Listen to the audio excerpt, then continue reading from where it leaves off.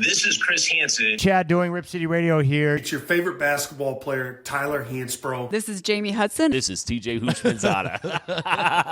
And I'm going to let y'all know something. Duke sucks and Duke will always suck. You're listening to It Just Makes Sense. It Just Makes Sense. You're listening to It Just Makes Sense. With Braxton, Miguel, and Peter. If you're looking for expert sports takes, look elsewhere. We're back despite our better judgment. And yours, too. Great take. Great Hell of a take. take. Hell of a take. Clip it, put it out. Clip it. There's no athletes on the field. They got all fat guys. I'm so pissed, just like Phillies Karen. So I see you didn't give the steamer another shot. I did not, no, for totally. I mean, it's Parker's comment on this. What did he say? You guys don't check Twitter, huh? I'm the only one who checks the X. Oh, what did Barker say? I don't think it didn't look that bad, did it? I mean, it looks pretty No. Barker commented and responded on our promo of episode 1, and he's like, not really a fan of the tablecloth, considering not listening anymore unless it changes. And I said, we will discuss.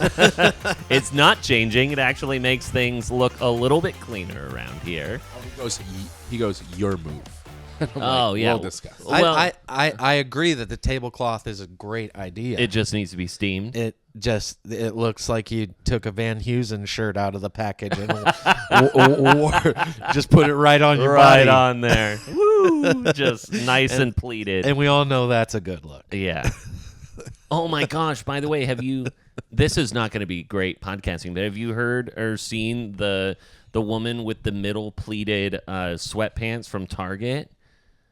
And then like when she puts them on, it just looks like anyways. Oh. Yeah. The classic.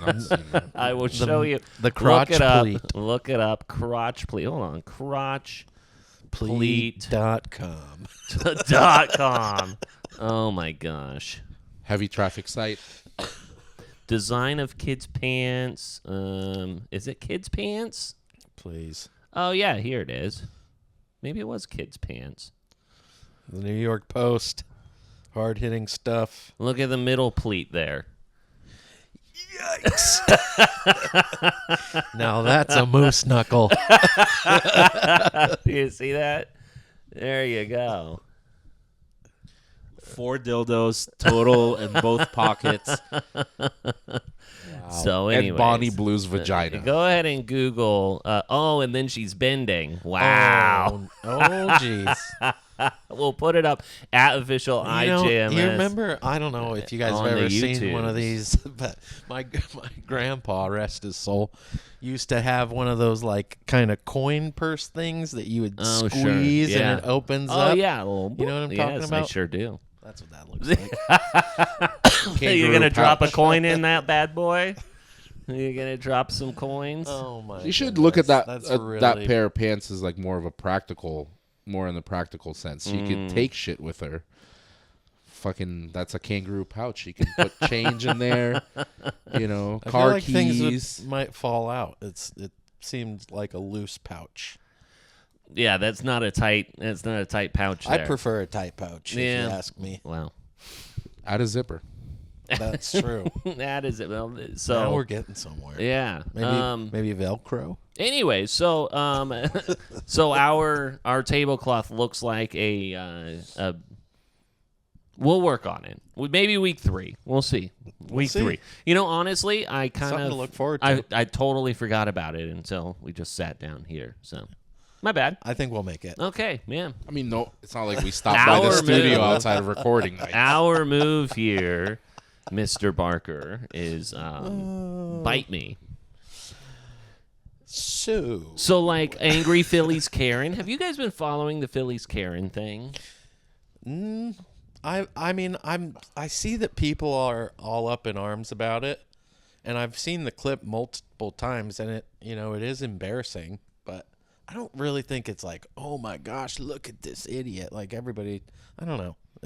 Which one? The woman being the idiot? Yeah. You're on the side of Phillies Karen here? No. Okay. No, I think it's ridiculous. On the side of the woman, I don't think she she was definitely acting like a Karen, taking was that ball crazy, from yeah. a child.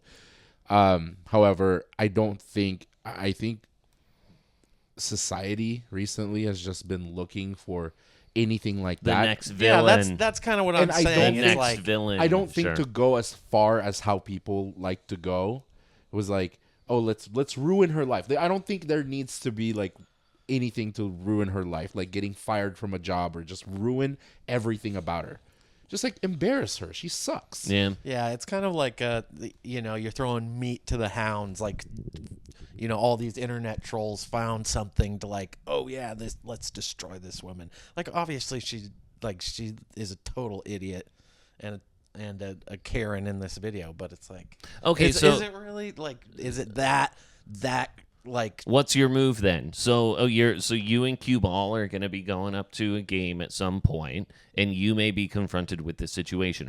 Are you going? One, are you going after the ball? Two, then are you keeping said ball? Or are Well- you giving it up to and then because what ultimately it worked out for him in the end, Yeah, even more so that Dad the made a kid was great move. rewarded for it. yeah. He didn't want to deal with it. He made a great move. The kid got rewarded Yeah. for it. Got a bunch of shit. And his reaction was cartoon-esque. It was Yeah, the almost shaking like he was thing. acting. It was like it was a bit. Yeah. No joke. I mean, it could not have. You immediately saw that was dad, hilarious. that was the type of person that does not like confrontation. Yeah. No.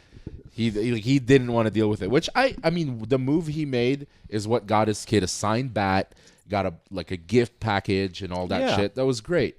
But I don't think if you were in that situation, I don't know if she's worth the confrontation. Like, you want this because No. no one had a right to that ball. Like, yeah, it was in front of her, but like it wasn't hers. He was faster. That's what, like, it was on the fucking ground. Yeah. But I'm not on her side at all. But I think What if that was Aaron Judge's ball? Oh, I'd say kick rocks, lady. The Aaron Judge ball from a couple years ago. The guy Yeah. who I knew who caught the ball. And I do agree that is it a little crazy for the guy to run over there and grab that ball like he did? Yeah, that's probably poor form.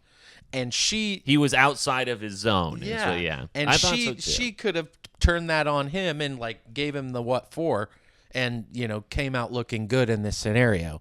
But it was aggressive. I also No doubt about it. I also think just in general with like stuff like that, or just if you're out on the street or anything confrontation like, you kind of know who you could do that to. Oh, who you can't. so she thought she was like, I could beat this guy up type Not, of a like thing. maybe not as far as like I can beat him up, but like you maybe a gut feeling or just like the first look, like you know who you can approach like that, and you know who you can't. Yeah. You You could know who you definitely fuck approach with. me. She like gave that. him the ocular pat down, and he did not pose a risk. No, I Yeah. would also not pose that risk. I think you would. You think I? You are a large man. Yeah, that's true. But that guy's If that had response if was that had crazy. happened to you, I don't think you would want. I don't think you would feel like the confrontation is worth it. I think you might also give it up. I would give it up. But yeah. man, you would be talking about it to us for 2 years. All of the Because- bottled up emotion from not being able to punch her in the face. Yeah. We would. I mean, we would listen hear about. to him about the stadium story where he fell on the lady. Oh yeah, have another one, buddy. Basically the same thing. Yeah. But the thing is, too, is that, like, in those instances, you also have to remember how many cameras are around. And usually, like, in this case, the victim was the guy who actually got the ball and his son, and things usually pan out a little bit better for that But person. that- So the guy, things to when you're hedging your bet there. the dad became the person that everyone cheered for, because had he not gone that way, he could have easily been the villain because he raised his voice, he put his hand on her. You know what I mean? Like, she would not be the 100% Karen, maybe just 20%, and he was being the aggressor. Right. Yeah. So he made the right move, whether or not he thought that all cameras were pointing at him. But all I know is if that happened to me, nobody's fucking approaching me. You growl at him. Dude, if I could smell you coming halfway. Yeah. Well, and here's another thing. If someone saw you shooting down a row like that father Get did, the fuck out of the way. I would not reapproach you. There's at that also a point. good chance I trip. Really clear the fucking room there. Yeah. You clear the Miguel's area. bear crawling towards you. Yeah. So that would be something that you would have to consider is how fast this man can move. I think if someone had approached me and I'm holding the ball and they're like, "That's my ball," I'm like, "Okay, I'll just shove it in my pants." I guess if you want it bad enough. Let me put it in my center pleat here. And here's the other thing. One of the longest unwritten rules in baseball, it's ball in hand. Yeah. It's ball in hand. It's not, oh, I should have got that. It was coming towards me. It's ball in hand, lady. Get the fuck out. Yeah, what the guy did going over to her area is not even as bad as like someone sitting right next to you and putting their mitt over yours. That's worse. He just walked over, and that's your bad for not being fast enough to get the ball that's fucking in front of you. Right. There were some people saying, "Oh, well, maybe she caught it like this, but then dropped it, and you couldn't see that." Blah blah. Whatever. Ball in hand. Yeah, ball in hand. I agree. Well, we're back, which means that we're not billionaires. Not yet. Not yet. So, a couple of billionaires announced in Tejas and Missouri. You know, I have found out the reason why I didn't win the Powerball this time around is I thought it would be ironic to go and buy my tickets with coins. I thought, oh, it'll just loose change. It'll be a fun story. I'm only thinking that the only way I can win is if I have some sort of like fun story. Like the last time I walked uphill both ways in the rain. It's too planned. This time I go and I have my my coins and I do the quick pick on one and then I wanted to do my own pick on the other. So I thought I had all quarters and then all dimes. Well, anyways, as I'm counting out my quarters, I realize one of those is not a quarter, is a 50 peso coin.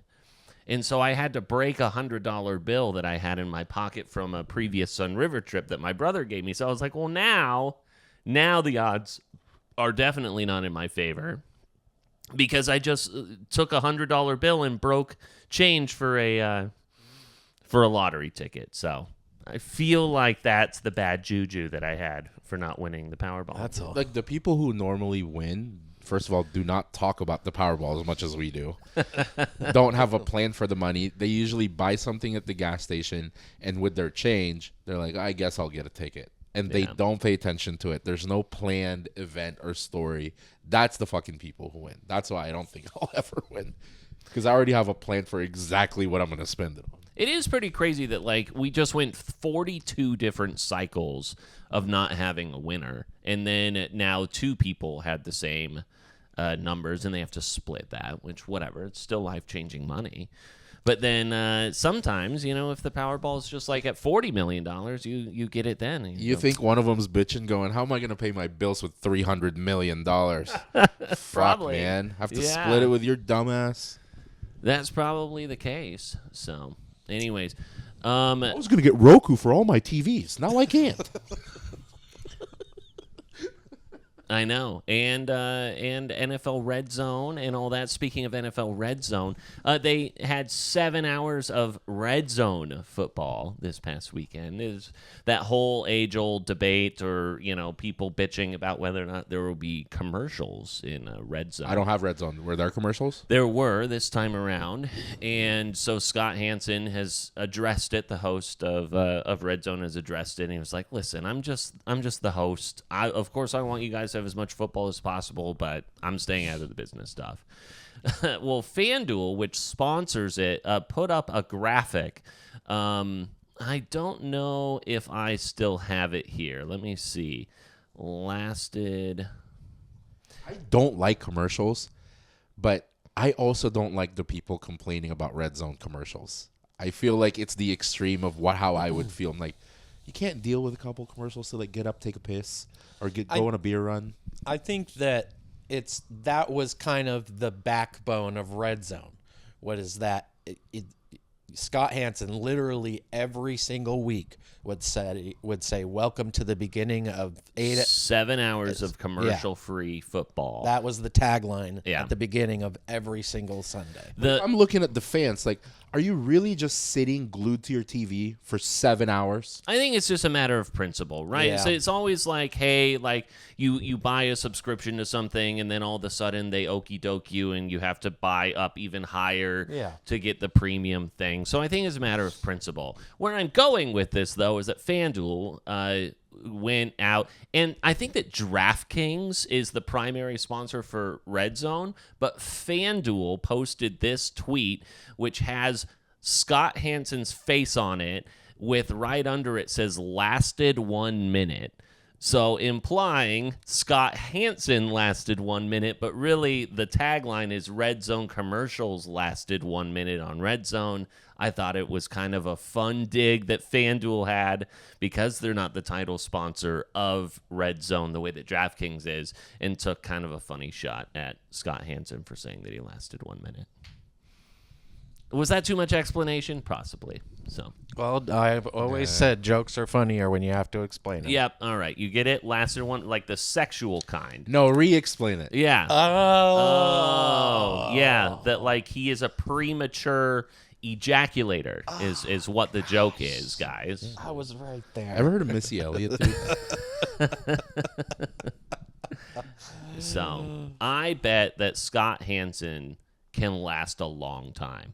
And the reason why I think that is because he never goes to the bathroom. So you think that he's got a strong bladder. Like he's got the strong Kegel exercises to be able to make sure that he doesn't bust too early. You know what I realized? And this is gonna be like so against the blood, sweat, and tears of this country.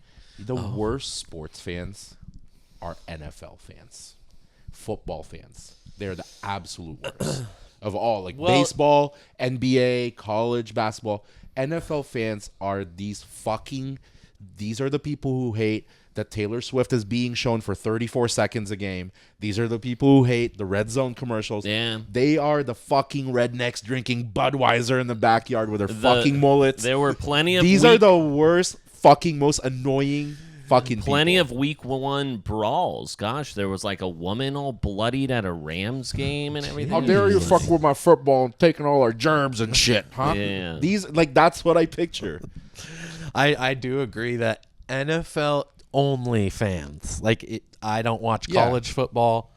Like NFL only fans, dedicated hardcore the sex NFL thing? fans. No. NFL fans. Only they are a very particular breed of human. Yeah. That's a great take, Miguel. Good job. It's been keeping me up at night for like the last 2 weeks. Great take. Last hell of 2 a weeks. take. Hell of a take. Yeah, clip it. They're fun to Clip that. They're fun to tailgate with. I'm sure. Clip it, put it out. Clip it. They'll feed you. They'll spend $10,000 every weekend. But man, these are not the people I want to be around. Jesus Christ. So I went to a concert last night, and so I was unable. I had to watch the highlights of Sunday Night Football. I saw Hollow Coves. Shout out Hollow Coves. But it was out at Topaz Farms on Sauvie Island, and the owners had gotten up onto the stage. Big concert guy. Big concert guy. Huge. Got to get the T-shirt. But the owners get up on stage. It's a husband and wife. They've embraced the farm. I don't know if they're cosplaying it, but they had their cowboy hats and everything. But then they were starting to talk about like some local legislative stuff where, like they're trying to ban concerts on Sauvie Island or something like that. There was some sort of like weird provision or something like that, to where I was like, wait, hold on. I don't know if I'm allowed to clap for you because I'm unsure of your ideology right now. But I was like, yeah, concerts, at your thing. But anyways, it was very conflicting because I wasn't sure if ideologically we aligned. So I appreciated the concert. But Next time, just raise your hand like, excuse me, hi, did you vote for Trump? Can I pull you aside after the show and then I'll decide whether to clap or not? Just have a couple questions. Yeah, what if I say all lives matter? Whatever. There's the political podcast. Mark Johnson sitting in between us. Or the same. Which side do you... Anyways. Guys, there were 3 games that hit the over this past weekend in the NFL. Remember how I said I was going to bet the under on... You didn't do that. Well, I said it. You did. But you didn't do it. But the one game that I put into my monster teaser that was going to be... That I teased up 13 more points, but it still hit the... From what? Was it in the 30s? I believe so. So you teased it to like 51 or something? 51, 52. It was the Jets and Steelers game. God damn it! I mean, how? How is that the one? I was like, there's no way these guys are scoring. Russell Wilson can't score. That's fucking hilarious. Not only... Justin Fields, new team. Aaron Rodgers is not going to do nothing. Not only did you expect that, like everyone expected that to be a low-scoring game because it's the Steelers and horrible Jets, but not only did you bet it expecting the opposite result, but of all people, it's your boy Aaron Rodgers that throws 4 touchdowns and no picks completely balled out. It was not my find. 3 games. 3 games hit the over. Do you align ideologically with Aaron Rodgers? No, I do not. Oh, okay. No, I do not. What? The 3 games that hit the over this weekend barely was the Chiefs and Chargers. Justin Herbert, elite. Then you had the Sunday Night Football game, which was a very good game, and which I saw in the highlights because I was at a concert. And then this dumb Jets and Steelers game. Let's start. This is the week. Like week 1 is where you get overreactions both ways, like good and bad. I want to take advantage of your Chargers fandom. Let's take advantage of your overreaction. What bet are you willing to place right now? I want to take advantage of this. See how hard you're riding for your boy. No, I mean, like for me, what I was more concerned about going out of it was the Chiefs. I mean, like, you can't necessarily target Hollywood Brown 16 times every week. Now you've got Xavier Worthy, who was hurt. This is what I mean. Your overreaction goes for both teams because I can't tell you how many times in this podcast you've been wrong about Kansas City because they lost the first 4 or 5 games of the season. And then when have they lost the first 4 or 5 games of the season? You don't remember, like, a season ago or 2 seasons ago? Did they? All right. And it's like, oh, the Short Chiefs memory. are not the same. They're like 5-5, and then they're not losing 4. No, they were like straight. 6-0, but they were like barely winning, is what I think that was. I don't think they were losing those games. Okay, let's not take a walk back here. There's been 2 seasons in a row where you are not buying into the Chiefs, and then come February, they're in the fucking Super Bowl. Well, I did just say they were gonna win the Super Bowl. I want to take Taylor Swift advantage of singing that at overreaction, halftime. and I want to take advantage of the Herbert overreaction. I was surprised by the Chargers' ability and Justin Herbert's ability. Especially what I was most impressed by, though, was how he's able to sling the rock around to a bunch of different guys. I think that 4 or 5 wide receivers all had 50 yards or more. But yeah, I mean, like, the Chiefs' secondary proved that maybe they have some improvement. So I'm not going to overreact and say that the Chargers... I'm not going to place that bet. I don't want to do that. You have an elite quarterback in Justin Herbert who just fucking beat the Chiefs in Brazil. Justin Herbert can only do so much every week until he continues to get beat up by his offensive line for not protecting him and the like. So I don't think he got sacked. Not quite there. I don't think he got sacked on He Friday. might not have, but I don't think that the Chiefs were coming for him. Just took it easy. Yeah, they just took it easy on him. They're like, I agree with some of what you're saying there, Pete. Justin Herbert definitely played a great game. out of his mind. Yeah, definitely a great game. I was telling Miguel before we started that last drive, I just like, this is, you know, you could see it coming down the tunnel. Typical Chargers, Justin Herbert, you know, can't finish. Has an incredible game, but when it comes down Right. to brass Always goes tacks, toe-to-toe, but Yeah. they always lose. and then It always goes the other way. And then he had that scramble run, picked up the first down, kind of sealed the deal, and That was an incredible run. it Yeah. was, and like, he definitely scrambles, but yeah, in that moment to do that, good for him. Do I think that all of a sudden means that the Chargers are gonna win the Super Bowl? No, I think it's good, obviously, for the narrative we have going in this podcast, because you can't deny that was an incredible game by Justin Herbert. Yeah, and that's not. Yeah. It's not like. 25 It's not for like 34, we just saw 318 and 3 Herbert be touchdowns. good in this game. He's been good. Yeah. The whole Yeah. point is he's being built up to be something better than what he's met. Well, and He's I not think Jesus Christ. Like, he's had really good games. Like, that's why he's led in certain stats. Yeah, and I think another point that you've made consistently in your, Rating of him. yes, is that he plays well, but he doesn't win. And I think And that was the biggest thing. He can't They- also play They had defense. every opportunity to lose that game, Yeah. and they didn't. Can't block for himself. Yeah. But let's see. You gotta be consistent with those takes, though, because I don't disagree with that. But with somebody that you like, you say things like that. He can't block for himself. He can't play defense. With people that you don't like, you go, yeah, you're just like, you're so fucking He's just like incapable. hypocritical when Well, it comes to shit like that.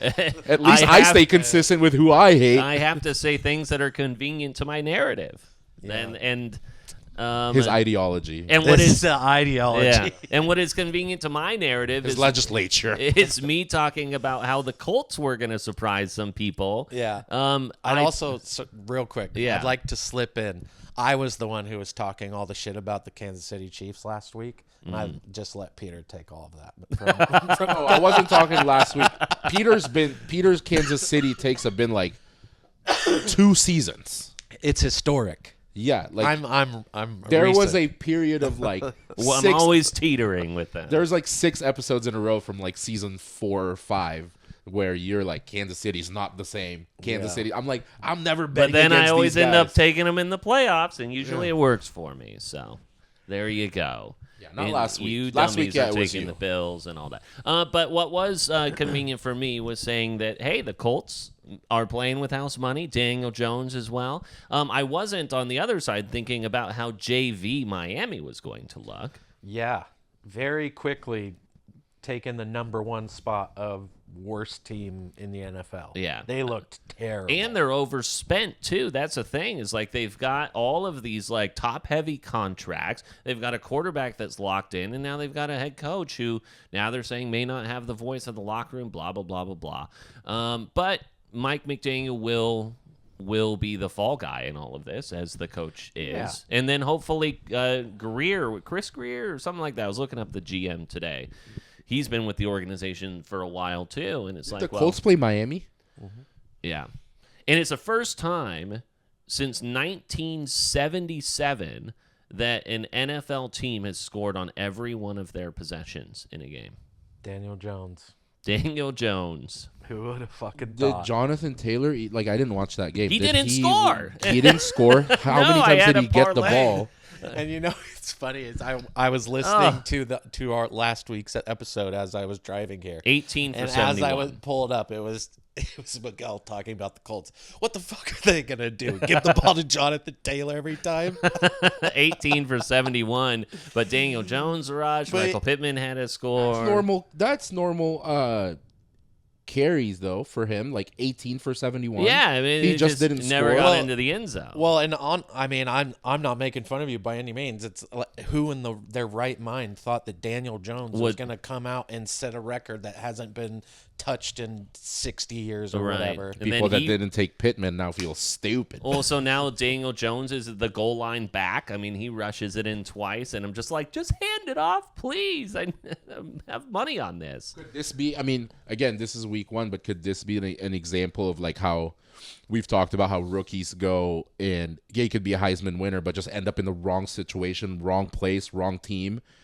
Is this like the right spot for Daniel Jones, kind of Who like knows? Baker with Tampa yeah, Bay? Baker with Tampa Bay. Or is it the New Orleans Saints of last year, It very well could be. who started the season 4-0 and then just fell off a cliff? Sure, yeah. Yeah. Well, and I mean, even still, I think both are equally possible. Yeah, and sure. equally exciting. Well, and then we've also seen like Minnesota kind of went through that with quarterback after quarterback. Who was the physicist or whatever. The guy with alopecia. Well, either way, What's his last tell us name? in the comments. Josh Dobbs. Hey, look at us go. Other overreactions, if we're going to talk about it, the 49ers already in midseason injury form. Kittle's out for a while. Kittle's out for weeks. And then my guy, Brock Purdy, he's got a shoulder and a toe injury. Christian McCaffrey was a game-time decision or a near game-time decision. And it's like, it's week 1, guys. Like, It's can we funny. chill out? It's funny, too, that there were a lot of questions raised about McCaffrey leading up to that game. And he was already questionable with like how he was warming up and kind of like hobbling a little bit. He plays, and guess who got the most touches? They rode him like a fucking workhorse. I'm pretty sure he touched the ball like 50 times. It felt like it, for sure. I could. Are they just fucking with us? Who? The 49ers? Yeah, like with all like, let's just throw him on the questionable list. Like, why I don't not? know. Let's Maybe. fuck with people. I don't know if you're allowed to do that. Why not? I guess maybe. think you I can guess get- though it's worse if they're not on it. Yeah, I that's think what you you can get in trouble for. I think you can get fined if you do that. You can get fined if you don't. That's the thing. Yeah. If you like that happened with Yeah, Bijan 'cause Robinson. You can always be last like, year. hey, better safe than sorry. Yeah. Just put him Yeah, on. maybe with McCaffrey, but Kittle, I don't think they're fucking with us. Yeah. That No, guy's he's injury. gonna be out He's for- become really injury prone. Gonna be out for weeks. It's to the point. It's like, gosh, It's not worth taking him bad. anymore. Yeah, not worth taking. And you feel bad because, like, he's, a person who's kind of out in the media. I've listened to him on several podcasts, and it's like, this dude just loves football, but he just can't stay out there. It's too bad. Let's see other overreactions from this weekend. I have an overreaction that I think I might be wrong about. Okay. And I think the Lions did not look good. No, they did that. However- I'm glad you bring that up. However, when I was like, okay, they're gonna be fine. No Ben Johnson. How much could an OC, like missing an OC, really make a huge difference? And you look at the Eagles that won the Super Bowl last year. Kellen Clemens left, and yeah, they beat the Cowboys. They beat them by 4, whatever. The Eagles still look fine. Yeah. So I'm like, it's not that I wasn't buying into how good the Packers were gonna be, but I didn't think that I knew and I expected the Lions might miss like a step, but they didn't look good on Sunday. However, if I looked at it, I don't know how many times Jahmyr Gibbs got the ball. Jahmyr Gibbs got the ball 9 times for 19 yards. Montgomery was in the backfield majority of the time that game. So is he hurt? Like, why is he not getting McCaffrey touches? Montgomery had 11 for 25. I mean, like, they absolutely stuffed the run. Jared Goff outdueled Jordan Love, 31 for 39, 225 yards. Well, and they were playing from a deficit pretty early. I mean, it was 10-0 after the first quarter. It was 17-3 at half. So Is that defensive end back, the one that got hurt from Hutchinson? Michigan? Yeah. I don't know. I Let's look. I don't think that he is yet. Let's take a Am I look totally at wrong? him. I thought it was going to be a Because couple like weeks.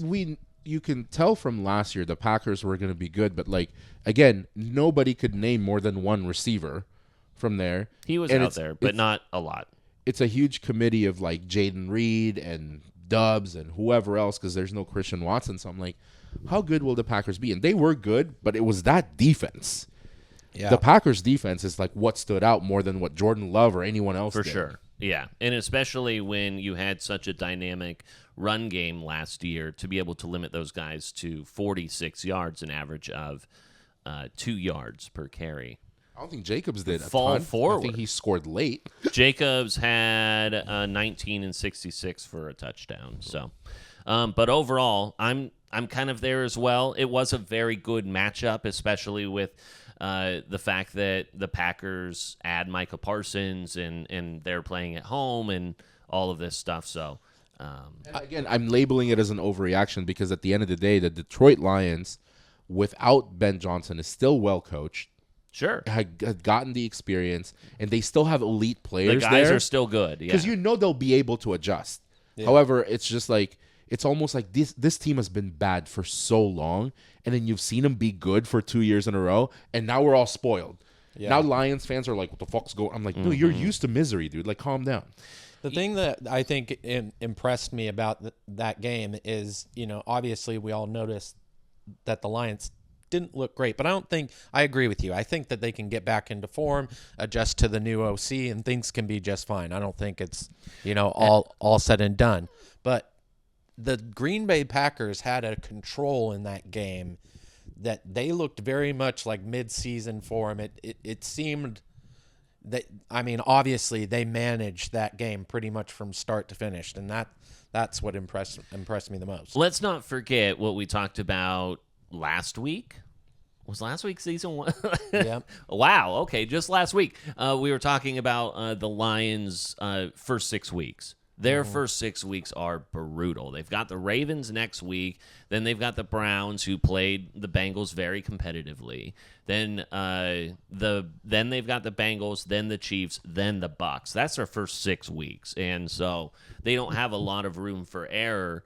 And the Ravens are coming off of a 41-40 game in which Lamar looked incredible. Josh Allen was slinging. Keon Coleman was everywhere in that game.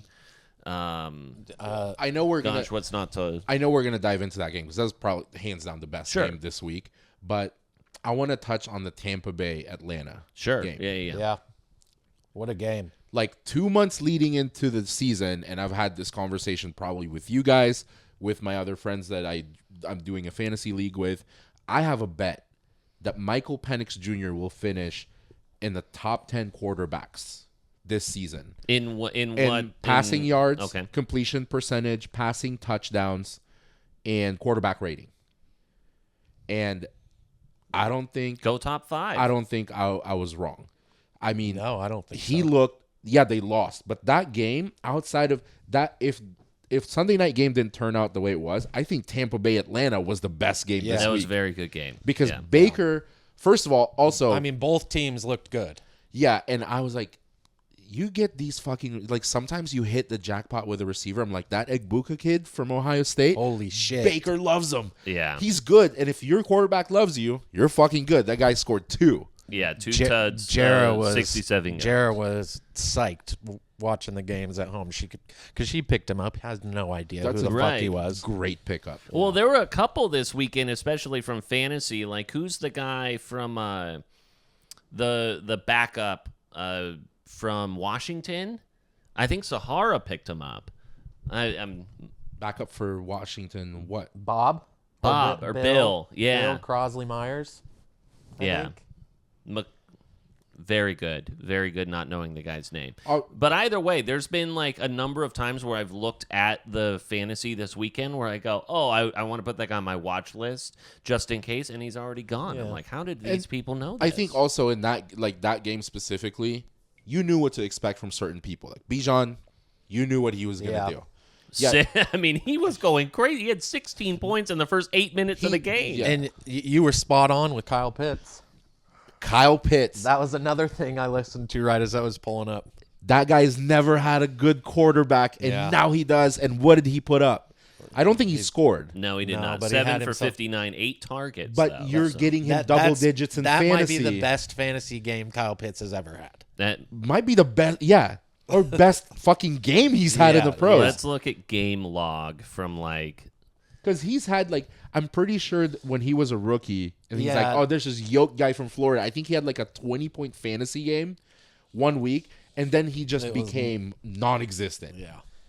But But Penix, I'm happy for him. I remember when he got drafted and everybody was like a tight end in the top 5 or top 10 or Penix is a good quarterback, man. I've been huge Yeah. on Penix since college, and he, like, the way that I look at, and you can't always predict this because, man, you've had Troy Smith from Ohio State winning the Heisman and then just fucking completely fall apart in college. Zach Wilson, all of these guys become like journeymen, like Ryan Fitzpatrick, but then you get, like, how I view J.J. McCarthy. I'm like, J.J. McCarthy is not going to be good in the league. I think he was surrounded by too many good players in Michigan. All he had to do was exist. And good coaches and all that. But Penix, I feel like, was meant for the pros. I think he was slinging pro throws in college, and he is doing the same. Like, I know we're week 1, and this might be an overreaction, but I'm a huge fan Lean of that into guy. it. Yeah. I'm a huge fan of that guy. yeah, and Lean into it and say top 5 or top 7. Well, the bet's already made. So Oh, that's you've like already asking got for the a bet. discount when you're being offered money. I did pick up Kyle Pitts as a backup tight end in the big league that I'm in. Sure. I took Travis Kelce, but then people wanted to stay away from Kyle Pitts, and this is the league where I made this bet. So on the 12th round, I'm like, why not? Yeah, Because if take a flyer. if Kelce goes 3 games, just shit, like he had a good game. Yeah. This is classic Kelce, like 14 points, whatever. I got Kyle Pitts as a backup. Not Not bad. bad. 12th round. Yeah, Penix definitely looked better than I thought. The Falcons in general looked a lot better London, than I thought they were going to. But the Bucks obviously looked very strong as well. And being able, obviously, winning a game in the NFL is hard. But if you're a team who comes into a game week 1 and can, come back and win and overcome that kind of obstacle early on, that's so good for a team's outlook and future, I feel like. I also think that from just talking about our divisional bet, I think it's already decided the division that's going to give us a fucking heart attack. Is the NFC South? It's where Tampa Bay, Atlanta, we don't know, it's going to be between those two. Yeah, I mean, Jacksonville didn't Jacksonville look bad. did not look bad. But that's AFC South. Oh, yeah, sorry, my bad. But I do want to bring up Jacksonville too, though, because another player that people stayed away from is ETN. Took ETN. He had a great fucking game. ETN has been a tough one the last couple of years, so you can't fault a person for that. Yeah, But I think that is it NFC South where Tampa Bay and Atlanta. Yeah. I think that's gonna be we don't know the winner of that one, and I think it comes down to those two. Not gonna be the New Orleans Saints. No. Is it Spencer Rattler? Yeah, Jesus. and Tyler Shuck. How about it? Shuck the not duck. Let's see. Before we get into the game of the week, which was the Sunday Night Football game, I am curious how you felt about your Brownies in week 1. I stayed away from betting on the Bengals. They barely squeaked that one out. And then the Browns lose in the way that the Browns lose. Yeah, no, it was. I mean, you could see the ending of that game from a mile away. And the Browns had every opportunity to win that game. Honestly, the Bengals did not look great, especially in that second half. But yeah, I feel no emotion whatsoever. it's I am so numb. Yeah, it's like it happened. Also, I think because of the history of Cincinnati, not performing well in the beginning of the season, I think it's really easy to step on them. Yeah. However, they got to be happy coming away from that. It's against the Browns, number 1. Yeah. It's a dumpster fire. But they also won without Jamar Chase being involved. Yeah. So I think that kind of evens the playing field a little bit, because if you're 90% of fantasy leagues pick Jamar Chase as number 1, and I think you got 5 points out of him. Yeah. And also, Joe Burrow said this after the game. He said, we lost every single game like that last year. Yeah. So, sometimes you got to win the ugly ones. They were the opposite of the Chiefs last year. Every close game they lost, Kansas City won every close game. Yeah, it was last year where it's if you switched the 7-point or under games, the Bengals would be 15-2 or something. The Chiefs would have won 2 games. Chiefs are 3-14. There were 4 games, I think, this weekend that were not decided by one score. Yeah. So very competitive games this past weekend. We did this last year, and I'm curious, and I think I know where you'll go with this, is taking the winners and losers and saying, good team is good team, or 1 is good, lost is bad type of a thing. So if the Falcons, they lost, but we think they're good. I think they're good. Yeah. I think they're good. I do remember this exercise. I say that we come together after like week 3. Sure. And then we say, and then this is the looks good is good, looks good is okay. bad. Sure. I think we did this exercise with Walsh. Oh yeah, that's right. Okay. So That's week right. let's 3, save week it for 4 Walsh. actually sounds right. Yeah, let's do that with him then. Yeah.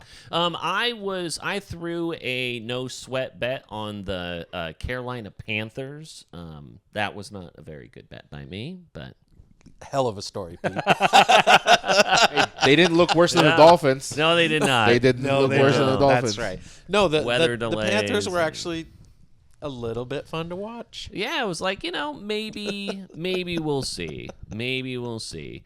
As they got beat by what, 20? 16. They were one of those not competitive games. Yeah, I had ultimately. Panthers plus 13.5 in my alternate spread. Yeah, So, talking about betting, because we're a betting podcast. we sure are. Yes, we have do said. that. Yeah. Which, draft- by the way, we've lost all of our Monday night football bets. I'm 0 for 7. I mean, the game right now is 17-6. Minnesota hasn't scored a touchdown. Perfect. Caleb Williams is playing flawless. And we none all- of it was expected. Love it. So And we all put both teams to score a touchdown and a field goal in each half at like plus 1,500. I think I placed 15,000. I think I placed a bet for both running backs to gain 10 yards each quarter. I think Aaron Jones has 6 yards total Great. in the fourth quarter. So I bet $73 on Sunday, and I netted $77, meaning that I am $4 up, boys. We are so back. Game changer. We are so back. It's like you can upgrade to onion rings from Fry's. You can do it. That's something. And get the campfire Yeah. sauce free of charge, maybe. Maybe. No, Depending on if I flirt. the DraftKings created this new promotion, the Ghost Leg Parlay. Oh, Did you guys sure. see that? Yeah, they'll drop a leg So on it. I think it's also pretty cool as a company knowing that, because your goal as a sports book, as a bookie, is to take as much money from people as possible.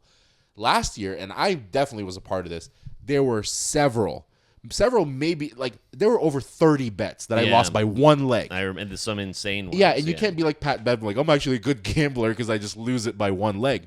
So they're like, okay, if you lose one leg active, the bet stays alive, and you get paid out if you lose two. So the one leg is covered. I had 2 bets, and I put the wrong 8 leg with the promotion. Oh. So I did 8 of the teams winning by spread, adjusted a little bit. So I do my alternate spread, but I did like really small. And then I did 8 anytime touchdowns. I did the promotion on the teams. Oh, not and on the touchdown. The Lions fucked me, and the Falcons fucked me. The anytime touchdown hit 7 for 8. And the running back for the Giants is the only one. Tyrone Tracy was the only one who didn't score. I had 7 out of the 8, and I just placed the wrong one. But you had the ghost bet on the other one. I had the ghost bet on the other one. But my point is, that's the best promotion they've come out with. You think that it's going to stay around? Yeah, fuck yeah. Yeah. They just gained probably I don't know, $500 million in wagers on week 1 because of that shit. Yeah. Because it has to be like on a plus 500 or more. No, there's no limit on the odds. Like, legs, not odds, but legs, it has to be at least 3. Okay. It has to be at least 3 or 4. Like 4 legs to miss one. I enjoyed this past weekend doing the each team to score a passing and a rushing touchdown. There's the one that you can do it in half, but also just in the game, which is like almost like a little bit of plus money, not a ton. But I'm like, hey, that feels. It feels right. I but can then, double up my money. But here. then use tonight's game as an example. And then you can't do that. But I mean, I did that for the Sunday Night Football game. That one proved fruitful. And then, for Sunday Night Football, I also did like 1 touchdown for pass for each Allen and Jackson. And then I also did their rushing totals as well. And I parlayed those 4, and it put it into like plus 100 something, and maybe even plus What 200 you do something. is you take that bet for each team to score a passing and rushing touchdown. Yeah. And you parlay that on the 3 or 4 games that have the highest totals. Oh, yeah. I wonder if I could do that, though. You think it would let me? Because I don't sometimes think you can DraftKings parlay can get this. a little I don't think you weird can parlay about the that. specials. Sometimes they can get weird about that. You can parlay it on like a U.S. Open. I'd love that. I thought it was weird that like a bunch of people had left that game late, and I know you're down by a couple of scores with 4 minutes to go. Braxton and I were talking about this earlier. It's like it's week 1, and this is like a premier matchup. You're spending a ton of money on this. And of all people, The Buffalonians. the Bills Mafia The are the ones Buffalonians. leaving. Those damn That's a Buffalonians. bad look. It's not That's a great bad look. because outside of the Eagles, I would say Eagles, Chiefs, Buffalo have the most hardcore like. And I totally agree. But Buffalo, Yeah. like in Philly and Kansas City, there's other things to do, other things to spend your time doing. In Buffalo, that's it. It was No, very. you got to leave before the snow dumps. The snow's going to dump in September. No, I mean, I thought it was interesting considering, like, when you think about some of, like, the funnest teams of recent memory to watch and ones that can, like, turn a game on a dime, the Buffalo Bills are certainly one of those teams. Yeah. And that's what happened. And, again, in a premier matchup, I understand that people have, like, work and school in the morning. But, you know, like the Bills, I believe, have earned the right for you to stick around even if you're down by 15 with 4 minutes to go. I agree. So. And it's like, oh, your kid has school in the morning. Why don't you be a cool parent? Be Yeah. like, we're staying up for this. Exactly. Go ahead and get another dog. Bad look for the Mafia. You're breaking tables, but leaving early to clean up those tables. Not great. Buffalonians. But Are we diving into this game? I Yeah. have some opinions. Go for it. Tell me. I have to stay consistent. Okay. You know, I'm not a flip-flopper. I pride myself in not being a flip-flopper. Amen. He's got a monologue. However, I have taken Josh Allen out of the Justin Herbert lane. Josh you Allen have raised him. Josh another Allen is echelon. on you, is you on were kind to do that last year. is on a, yeah, I did that last year. He's on a different level now. Like if that guy has the ball, you're holding your breath. You have a fucking chance. Yeah. Right? And granted, like yeah, he doesn't have like the Randy Moss or, you know, the Travis Kelce, but he's so good. He's so fucking good that you have a chance every time, no matter how much you're down by. However, there's still part of my point that still exists where like you have the league or everyone in like the fan base that's like we place these players up here and we want them to meet it so bad, like the pedestal, or we want them to meet it so bad. He performed fucking out of his mind to come back and win 40-25, but let's not forget that I'm not. And it's going to sound like I'm taking credit away from him. That's what I mean by I stay consistent with my point. Like, I will berate him when I get a chance. The Ravens shot themselves. Yeah. Okay, let's not put it all on, like, here's Jesus Christ that just fucking saved the day on his own. He had a tip ball that ended up being a touchdown.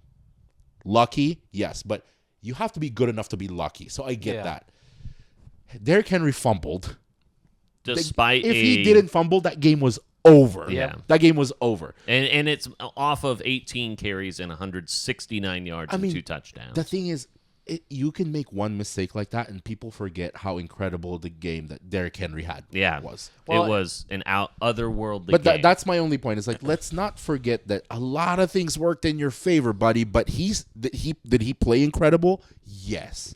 They don't win that. They don't make that comeback There's without inches him. all around us. Because James Cook wasn't that much of a factor. He scored late. Yeah. But Josh Allen was slinging that ball like he was out of his fucking mind. He looked so much better than last year. 394 yards, 33 of 46. This is a perfect example of two things can be true at the same time. That's why, yeah, this is a two things can be true example. Yes. Because, I mean, you could see they were cutting to Lamar Jackson and Derrick Henry's face, and they both were kind of like, what more could we possibly have done? Lamar Jackson played out of his fucking mind too. Both of them, outside of the fumble, had flawless performances.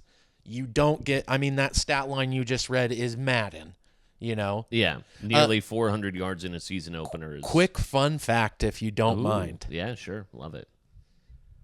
Derrick Henry has played 12 seasons in the NFL, and he is still 400 yards short of his total high school rushing yards.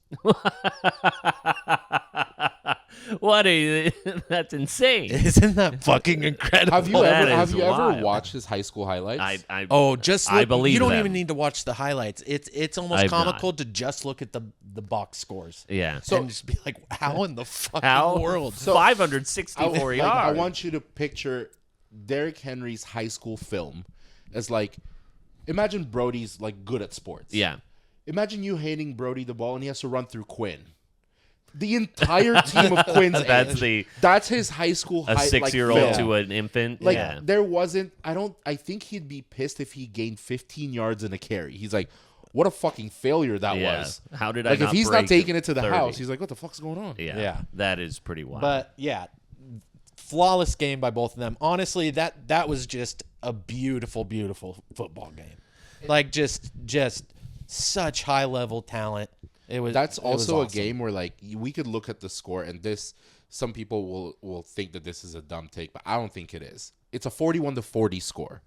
You know, this was two offensive powerhouses going touchdown for touchdown.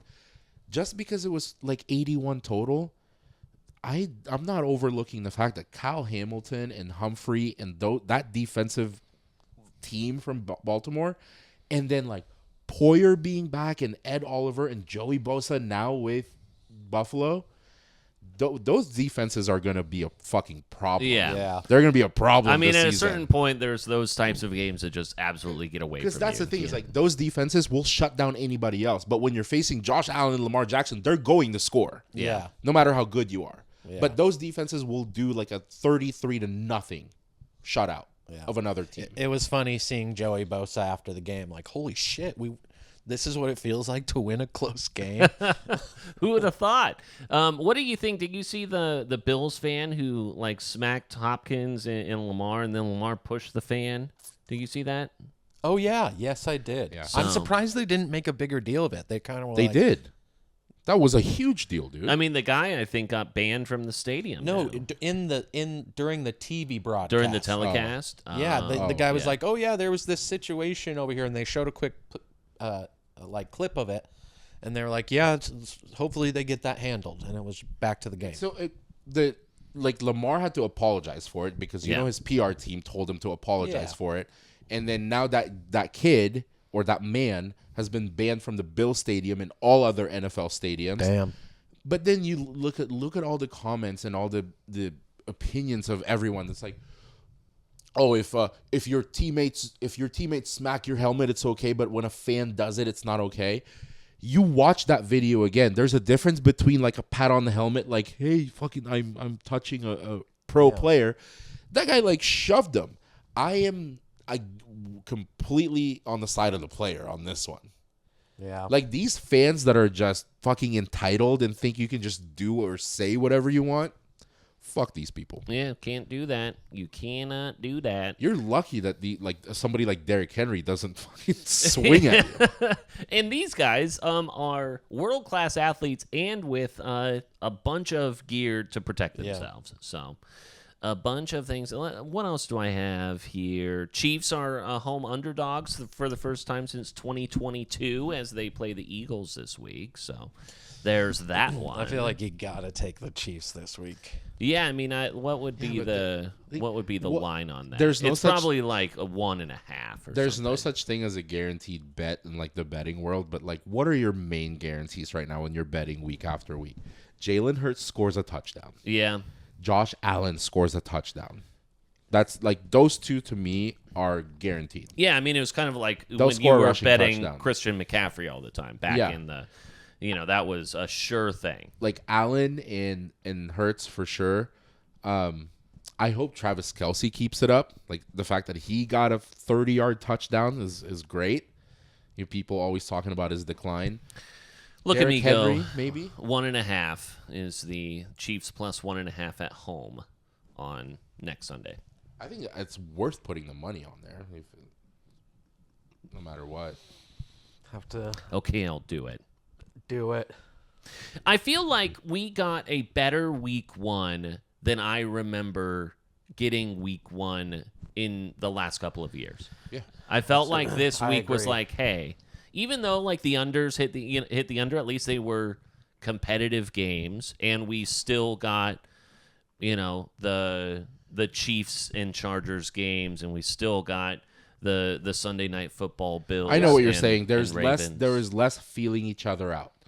There were firepower in week 1 for this season. There was firepower and fireworks and all Usually of that. Usually the unders hit week 1 because one team just steamrolls the other. Right, and these ones were 17-16 and quite close. So Also, I think won't you agree that it makes a difference with how you perform in a lot of these international games? I'm curious to see what the Chargers and what the Chiefs look like playing back home. Without the jet lag or without playing in a completely different stadium and just the air's different. Elevation. Yeah, playing back in the U.S., I want to see how the Chargers look and I want to see how the Chiefs look. Chargers I believe, are going to be away. It's a close away game in Las Vegas, but then the Chiefs will then now be at home, but they get the Philadelphia Eagles. Let's see. Moving on to college football. We have our first official jinx of the season, boys. After Am I the only one drinking alcohol in this podcast now? At the moment, yeah. Wow. Yeah, I know. If Look at Peter us. would get some fucking Benadryl. Should we start How looking dare for? I? Should we start Who looking doesn't for need it? non-alcoholic beverage sponsors now? I don't Is know. this who we've become? Squirt. I don't know, boys.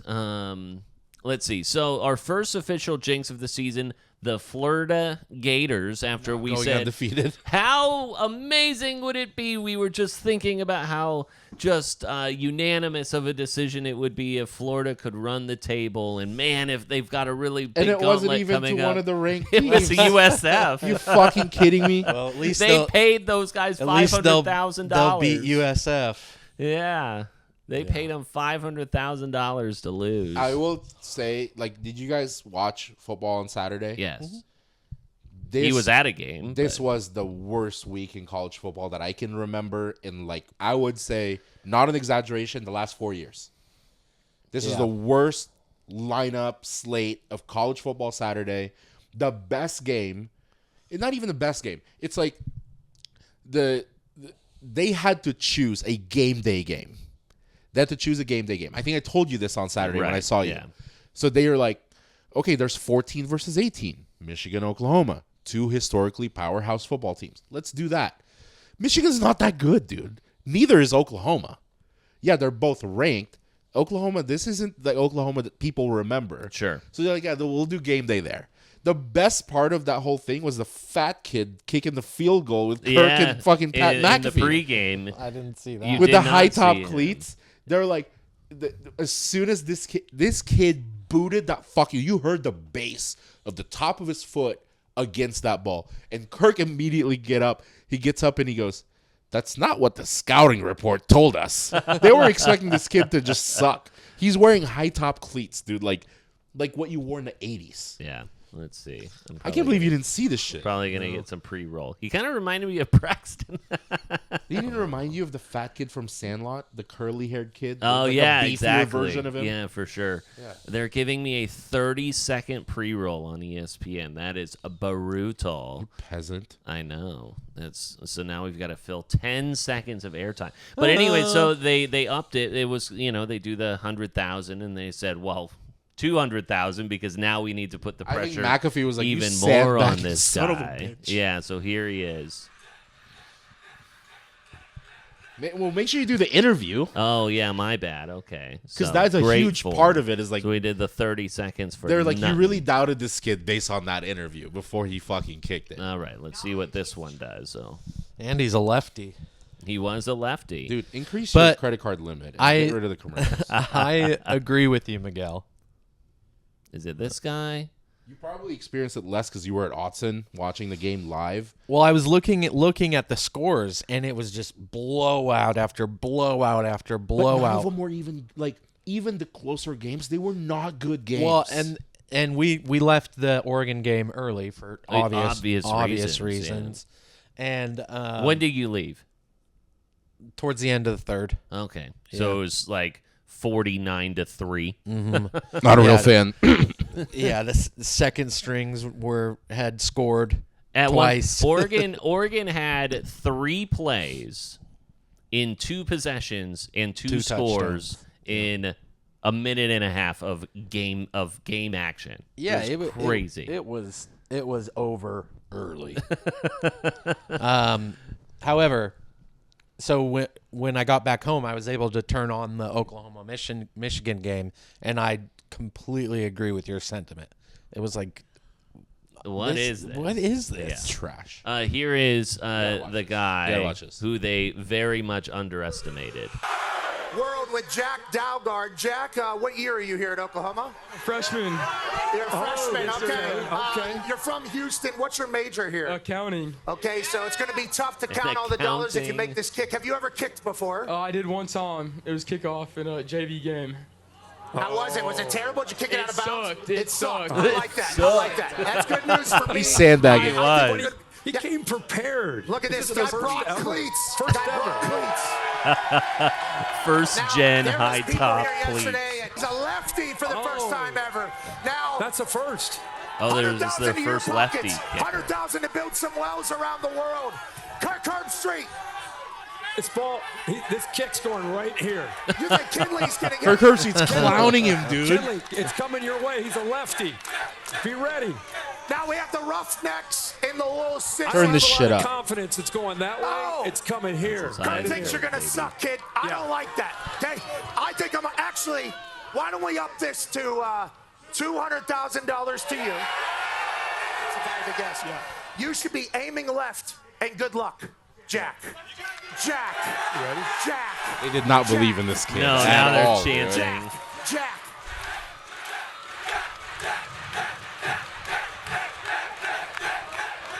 Go on, Jack.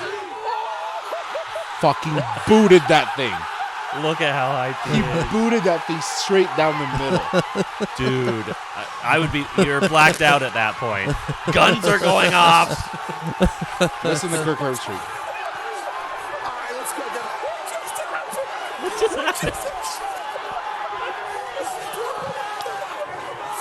Jack, come here, Jack. Jack. Oh, shit. Okay.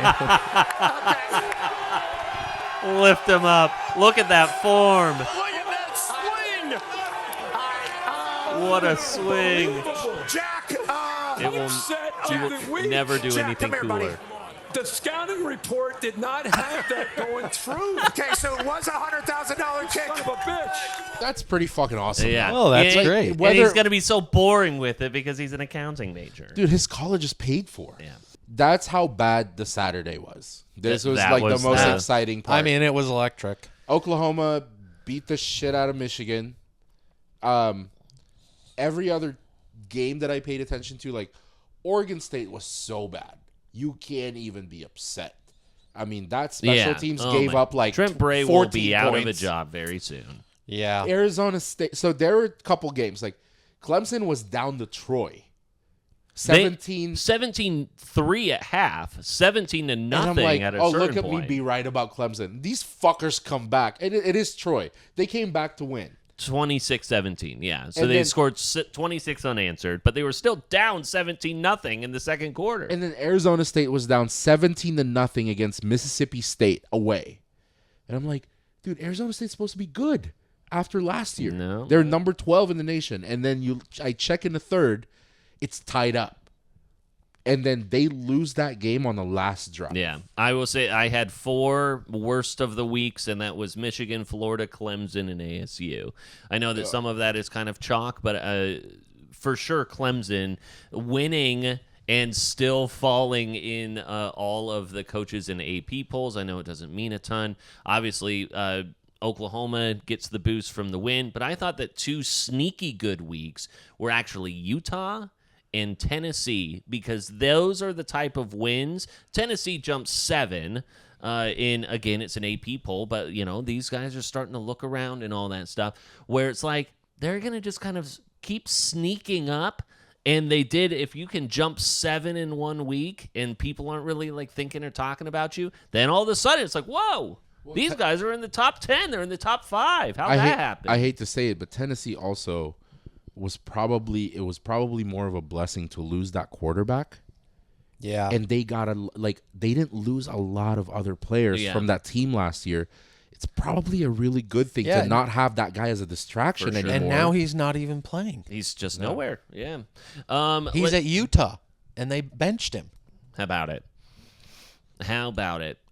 What about Arch Manning at this point? Have you guys seen the stories about Arch Manning possibly having a shoulder injury? Dun, dun, dun. I am not. This is one of those things where you're indifferent with a player. You don't have a certain you don't hate him, you don't like him. The media is gonna make me dislike Arch Manning. Yeah. There's gonna be an overreaction every fucking week. Either he's a Heisman winner, he's the worst quarterback to ever play football. Every fucking week we're gonna hear about him, and I get it. That's how it works. But who the fuck do they play? I don't know. I mean, he threw 4 tugs. I get it, but you also can't overreact on the loss to Ohio State. But I don't think he doesn't have enough experience. At the end of the year, he is going to face tough teams, and can't we just let him play? Let the fucking kid just let him play. But that's not how the media works, though. It's like you have the name, and they're gonna ride this shit out. Well, they're obviously, like I said, agree with Miguel. Very boring weekend of football, but I know that at least you watched a good portion of the Oregon game, and I think. Obviously, I'm biased. I don't need to say that. I don't know why I say that. But there was a lot of blowouts, a lot of top 10 teams playing, some pancake schools, some FCS schools, divisions that don't matter. I know that Oklahoma State lost their quarterback, but it's still Oklahoma State. Yeah. And still a very Mike Gundy has been there. Yeah, it's still Gundy. That's an Oregon take for this week. And on top of all of that, all that stuff we were talking about, and even myself, unsure about more. God damn, that was a beautiful display of quarterbacking. Some of those passes. And Miguel is going to be like, oh, you're sucking this guy's dick. But, it was like he was handing it to him. Yeah. And one of the things that I was really impressed by was wide receiver blocking this past weekend, too. It was just the whole no block, no rock type of mentality.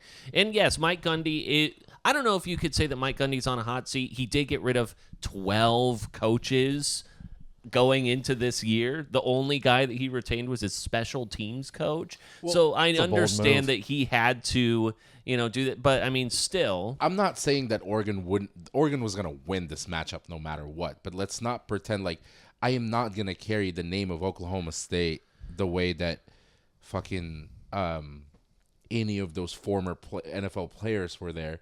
This is the team that's coming into this week playing Oregon on Saturday.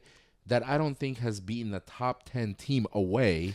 It is for 10 years. It is dude. Mike Gundy's worst loss ever. They don't that's not true. But I agree with you. They're not the Oklahoma State that of old. Are you saying Mike Gundy's not true? Huh? His worst loss ever was this past weekend. I'm saying what. Okay. That they haven't beat a ranked team in 10 years or whatever. You can look that up. They haven't beat a top 10 team in I don't know how many years. I thought you said ranked, not top 10, AP top 10 away. They're good at home, even with a mediocre team. They cannot win on the road. And going to Autzen, there's no chance. My only point is we weren't playing a Troy. We're not playing Alabama Southern. We're not playing,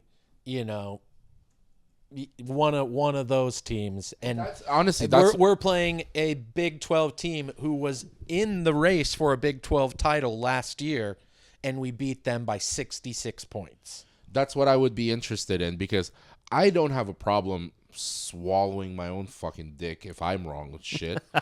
But that's the thing is if once they play a quality team, I want to see how Moore looks. I want to see how Whittington looks. I agree. Because on the opposite side of this, Washington has been bad since Penix and all of those guys have left, Jamil McMillan and all this shit. I caught a glimpse of the Washington game. Like they're not supposed to be anything. They won. They're scrappy. 70 to something. The backup running back for who was their fucking guy last year? Who was the running back last year? Washington? The running back when they beat Oregon. That guy was good. Like he was getting a lot of touches. This kid is the backup. He's like a senior redshirt. This kid had like fucking 180 yards and like 3 touchdowns. Yeah, that Washington game at the end of the season is definitely I don't think they fuck around with this. To pay off what you said, the last time Oklahoma State beat a top 10 team on the road was October 29th, 2016 against number 10. 9 years, baby. West Virginia. I'm off by a year. Fuck me. You idiot. Dummy. Because the thing is, Oregon's going to play Penn State, right? Yeah, and that's what I was just getting to is I agree with you. That it was a beautiful win, and it was just one of those games when you watch where it's just like everything seemed to be just perfect. It was really quite fun to watch. However, were you even in your seat by the time they scored their first score? Yeah. I mean, it's quick. I mean, it's different when you go with your Mormon parents and Down syndrome brother. Not a lot of drinking, tailgating beforehand. I suppose. Yeah. So Why do you have to say he has Down syndrome? Because it's a fact. It's just what it is. Yeah. If you don't know, you'll definitely know.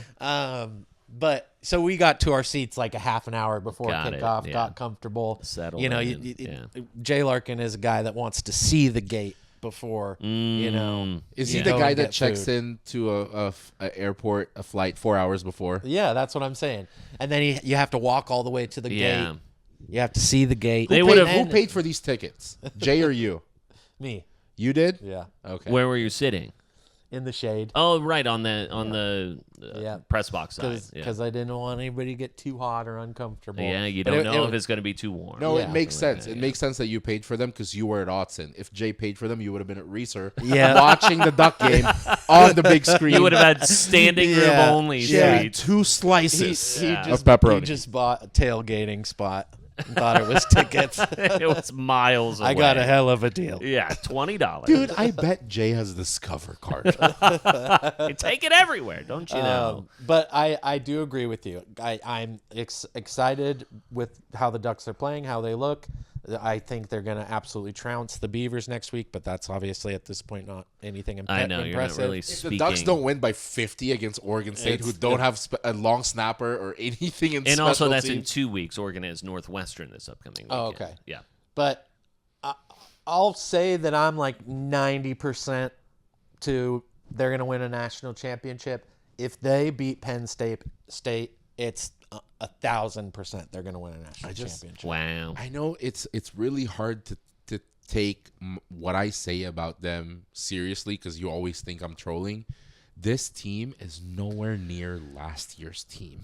But it is not anywhere near last year's team. But what about everyone else's teams? And sure, that is absolutely a factor. That is absolutely a factor. And Ohio State's are very good. You're right, because you can. There's a lot of things, certain players coming back, certain experienced quarterbacks transfer portal that kind of even the playing field out. At the end of the day, if you're a national championship contender, you are looking at. It's not necessarily about who you're gonna end up playing, but like how good you are. Because Ohio State. It didn't fucking matter who got in their way last year. They were going to win. Yeah. They other than Michigan. But they faced Tennessee, Oregon, and Notre Dame to end that season, to win the whole thing. Let's not, just because Oregon won 70 to fucking 2 or whatever it was last Saturday, this team did that last year. The Dylan Gabriel, Troy Franklin No, they team, didn't. Yes, they did. They won like 69 to fucking 7. No, they did not. Their first they two played their first 2 or 3. Okay, not the Boise State game. Not the Idaho Boise game. State and the Idaho. Scratch those 2. Scratch those 2. I'm talking about the JV games that are the JV games that you play before you get to the nitty-gritty of the end. Yeah, the Idaho and the Boise State game were close. But I'm telling you that these scores did happen for that team just after the Boise State Idaho. Like, let's not go crazy and think this is a national championship team. This team's not even better than last year. They did beat Oregon State 49-14. That's no.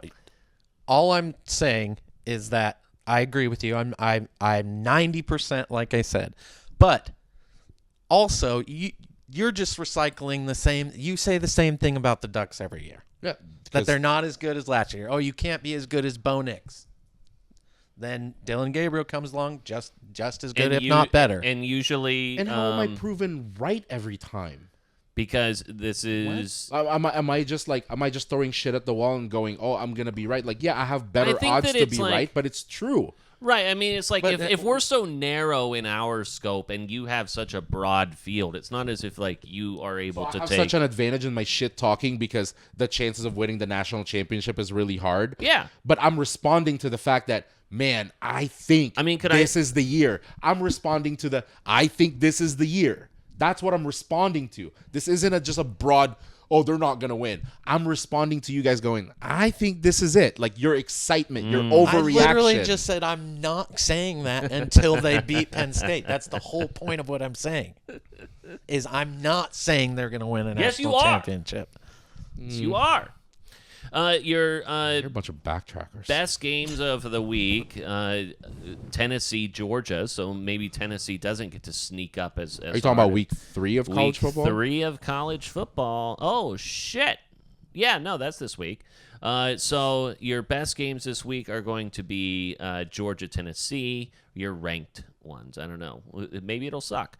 Then you have Miami, who all of a sudden has South Florida, who are now ranked after their, as they should be. After their win over. You know what I'm afraid Florida. of?